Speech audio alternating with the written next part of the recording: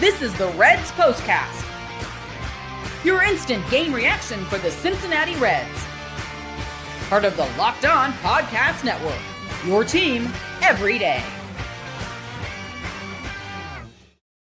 Hello, everyone, and welcome to the Reds Postcast, part of the Locked On Reds Podcast Network. I am Tim Daniel. I have been covering the Cincinnati Reds in podcast form for 5 years at publications such as Late Night Reds and the Riverfront.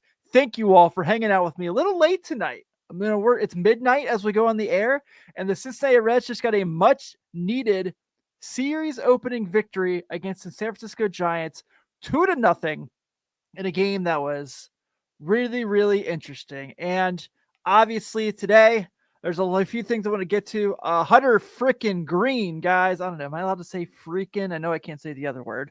But was just unbelievable. Just an out short of a complete game shutout. His first of his career. But I am not going to let that take away from him. So we're going to talk about that. I'm going to talk about the resiliency of Blake Dunn today. To have the at-bat he had was so impressive with what he dealt with in the game. And, I'm normally not one to hand out compliments to him. So give kudos to him there as well. We're going to talk about that. And Steve and I talked about this earlier today on the Locked On Reds live show about Spencer Steer and another game that had some stuff to talk about that I'm pretty excited about. So we've got a fun show talking about a Reds win. Hey, by the way, winners of 2 of their last 3 games, I want to make sure I mention. And yeah, the loss in that is kind of a stinker. But hey, we take the positives in all situations. So guys, here's of course what we're going to be talking about. This is what you'll be talking about. Plain and simple. Christian Hunter Greene tonight, guys. Oh my goodness. What an outing. What a game. Gosh, just if you're going to find ways to not enjoy games like that, where Hunter Greene has to not only go pitch for pitch against Logan Webb, who also is having an incredible game, give him his flowers, but last longer than he does in the game and find a way to get that win. Holy crap, man. What a day. What a day. So the box score goes 8 2/3, 4 hits, no runs, no earned runs, 7 strikeouts, and 1 walk. And it wasn't until his last batter of the game Matt Chapman got away from him there. But just an unreal outing, and brings his ERA down for the year to 1.31. That gets him his first win of the year. And I think that through 3 games, the first game against the Giants opening day, I thought he was good, right? We came out here, we talked about that, but didn't have his secondary stuff. This last Rangers game was awesome. And then today was outstanding. Guys, Hunter Greene has now gone counting his last inning on opening day, has gone 16 2/3 consecutive innings without giving up a run. Think about that. 16 2/3 consecutive innings pitched without letting someone score on him. Let's just kind of go through a couple things in this game, because I feel like there's so much to talk about. There's so many particular at-bats that you just could tell. And he was just grooving, man. It just was like, he just wanted to, Matthew, I think I'm leaning towards that as well. He says, I'll take Hunter Greene for Cy Young. It was pretty awesome. And I mean, 9th inning, he's hitting 101 on the gun. 101 on the gun in the 9th inning. When's the last time the Reds had a starting pitcher that could do that? Almost had a Maddox. Was so close to having a Maddox. Man, just a night that was just excellent for him. Bronco Devil, no, I completely disagree. Did not leave him in too long. I am completely okay with him getting a chance for a complete game shutout. And it just didn't work out. Not his day. I mean, it was his day. It very much was his day. It was Green Day all over in San Francisco, where the infamous band Green Day is from, ironically enough. But just a night for him where you just saw him just kind of go out there and just dominate. And we've seen Hunter Greene be really dominant so far this year. So we mentioned it, 1.31 ERA. Obviously, you'll take that. His whip right now is 1.02. So That's insanity as well.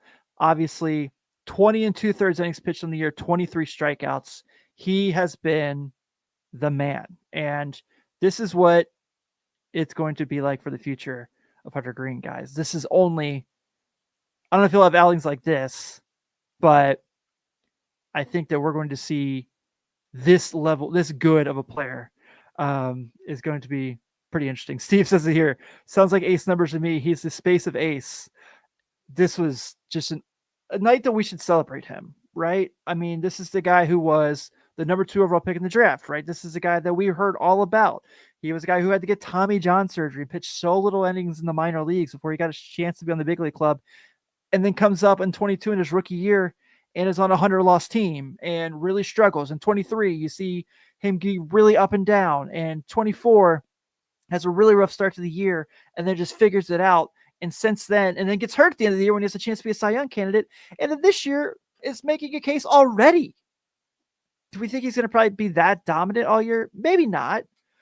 But does he have a chance to be this good consistently and be the, yes, Branch, he's getting another outing this weekend against the Pittsburgh Pirates. Not exactly an offense you're scared of. So that's going to be, so he does definitely have that possibility of being the pitcher of the week. Yeah, the glove thing, I saw some people talk about it. I guess because he had the 21s on it, or that on the glove for his jersey number. Whatever. I don't really care. He was awesome tonight, and I'm not gonna let anything take away from it. And the other huge thing about this is, let's be real. Bullpen's a little spent, right? I mean, yeah, you've gotten good outings for Brady Singer. He only went 5. I mean, I should say only. That's baseball nowadays. Yesterday, Carson Spires only did not last very long. Bullpen probably needed a day like this where they only had to go throw to one batter. And how about Jacob Hurtubise making that catch at the end of the game to just add to the drama of today? So this is going to be a night that we're going to always look at this Hunter Greene game. And this is one that we're going to always be excited about seeing. Yeah, Mark, the Nike logo on the glove. So I think they're just haters because they don't have the swag that Hunter Greene has, right? I think that's what I'm going to roll with. Man. And how about, I want to give credit as well to Terry Francona, because I thought he managed Hunter perfectly tonight. There wasn't a lot of all right, let's see what you got out there. I mean, it just, and then when it kind of came to it, I was like, okay, maybe he's just a little fired up. And mark my words, at some point this season, that last out will come. He will get that complete game shutout. But Christian Hunter Greene making an early case for pitcher of the month in April of 2025, the year that the Cincinnati Reds might be able to, I don't know, guys. I feel maybe it's just the win. Maybe it's the fact that I drank coffee too late so I could stay up and wouldn't be tired for you guys today, but I feel really good about this win. I think this is a win that really says a lot to the clubhouse, how they battled against a guy like Logan Webb who pitched so well and then managed to have your ace go out there and have your back as your offense is trying to find some consistency. So want to make sure we discuss that as well. And hey, in this next segment, Hunter Greene is certainly the star of the day. And spoiler, he's going to be my player of the game later. But Blake Dunn today, in that game-winning, in the hit that really turned the game around, showed some resiliency in a day that was not his day and still found a way to have the most important at-bat of the game. So I'm going to talk about that here next and give him his kudos as well.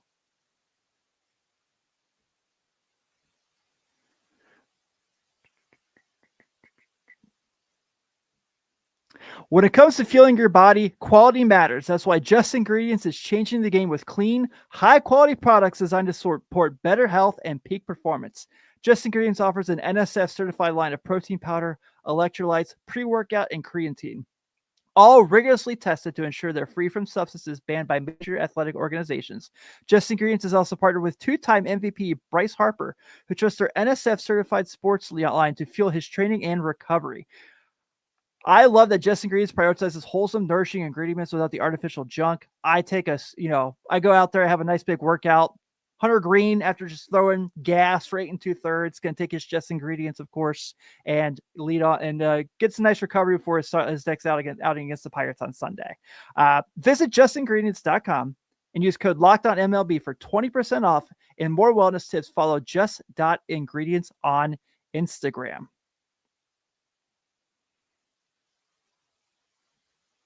I lost my other ad. There we go. Guys, there is nothing better than catching an MLB game live. The crack of the bat, the roar of the crowd, and the smell of ballpark food. And if you're looking to go last minute, Game Time makes getting tickets easier than ever. Now, you hear Steve and Jeff talk about it all the time. They love to go down to the ballpark. They go to Condado, get some tacos. They don't invite Tim Daniel to go to the game with them, which is it's fine, guys. It's okay. I'll let it slide. Because I also will be going to Game Time. Maybe I'll just go have my own Condado without you guys across the restaurant, wave at you.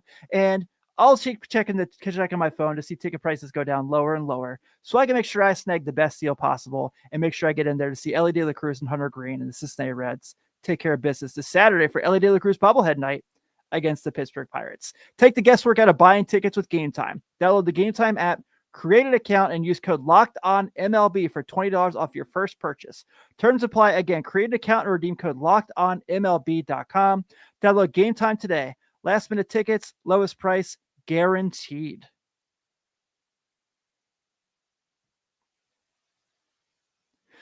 Thank you guys so much for tuning in with me for a late edition of the Reds postcast tonight as the Reds win a 2-0 victory in San Francisco against the Giants tonight. I want to make sure that I give a shout out to my old publication because it feels like late night Reds tonight, doesn't it, guys?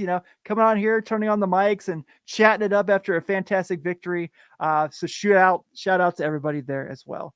So you guys have heard me now game to game. This is our 11th game of the season.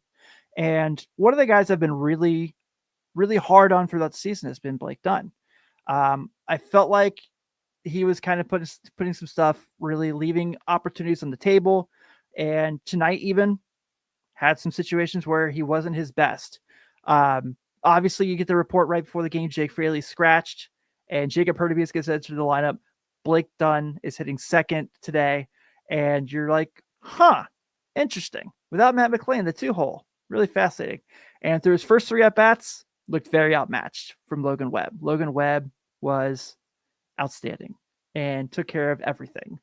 So that was kind of, a really outstanding outing from him. And then they finally get Webb out of the game, which thank you so much for doing that, San Francisco. Really appreciate it. And they bring in Camilo Duvall, who is all over the place. I mean, cannot find a spot. He's walking guys. He goes a third of an inning and gives up a walk, giving up a couple bunts. TJ Friedel has one. Jose Trevino has a bunt, a nice one at that, to set up. And then Blake Dunn comes up and with Ryan Webb in, really just kind of breeze, slows the game down.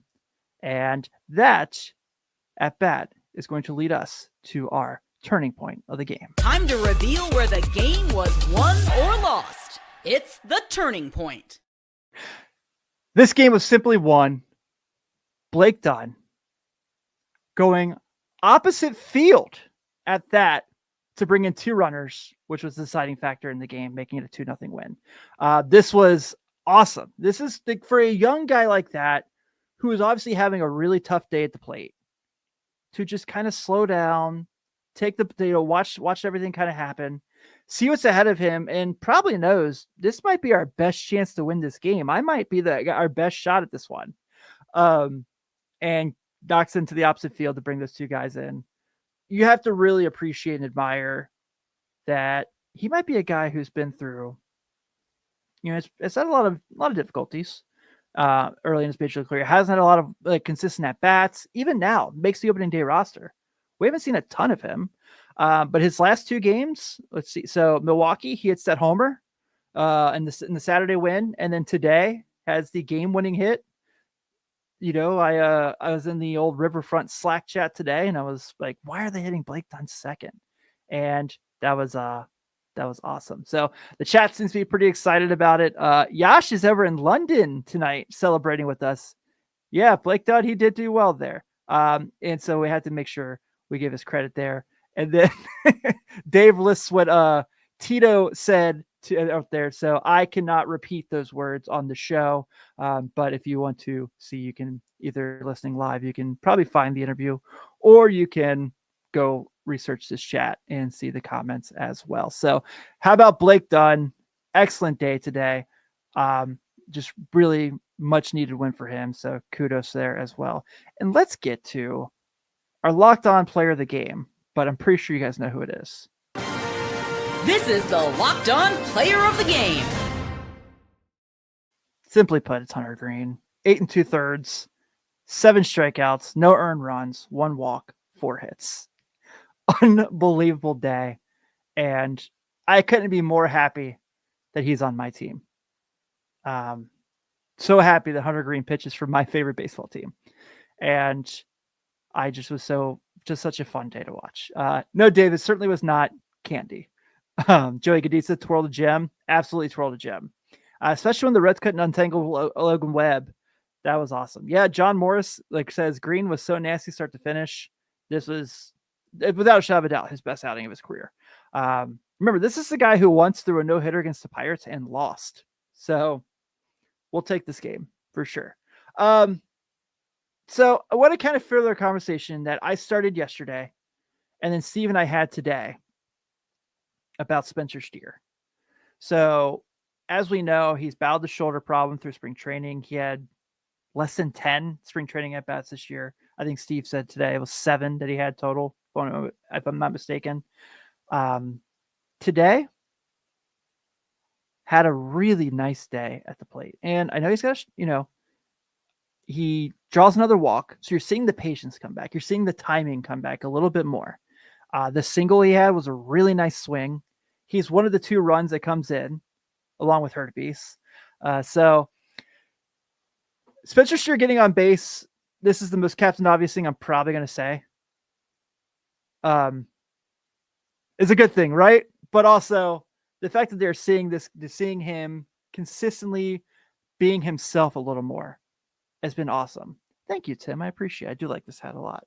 Shout out Reggie Sanders and Barry Larkin and Deion Sanders. But this is going to be, I think we're starting to see something here. I think we're starting to see Spencer Steer become Spencer Steer again. That home run swing yesterday looked great. The single today looked great. You're seeing the patience. He's drawing walks again. He's not just going out there and swinging a wet noodle. This is been really huge stretch for him these last 2 games. So shout out Spencer Steer. Excellent day at the plate again. And I don't know, guys, maybe you got to keep him in the lineup for, until the slump comes. Maybe the slump's not coming. Maybe he is just back to himself. And now let's put a bow on it. The Cincinnati Reds are victorious tonight in game 1 of a series against the San Francisco Giants with a final score of 2-0. Cincinnati Reds have 2 runs on 5 hits and no errors. San Francisco Giants have 0 runs on 4 hits and no errors. And tomorrow, not only does the Cincinnati Reds have a chance to win a series, you might say they have a pretty good chance because it's Dolo Day tomorrow. Nick Lodolo takes the mound coming off an outstanding start against the Brewers. Lodolo 1-1 with a 1.42 ERA on the season. He will be matched up against Landon Roop of the San Francisco Giants, who had 1 outing this year, 4 innings, has an 0-0 with a 6.75 ERA, has a whip of 2.0. So excited to see that. I will be here tomorrow again. If they want to have another quicker game tomorrow like they did tonight, I definitely won't object to it with how late they're playing. But Wednesday, when we have a little earlier, probably about 7:30, I will have a guest on with me for the first time on the Reds Postcast to talk about the game as well. So everyone, thank you all so much for hanging out with me tonight. I know it's past midnight here in the East Coast. I hope you guys are safe. I hope you guys are sound. I hope you guys enjoy us. And like my really good friend Branch Brown says, sweet dreams, everyone. Let's go Reds. Be sure to check out Steve on Locked On Reds talking about this game as well. It's going to be a really fun week here on the Locked On Reds network. Take it easy, everybody.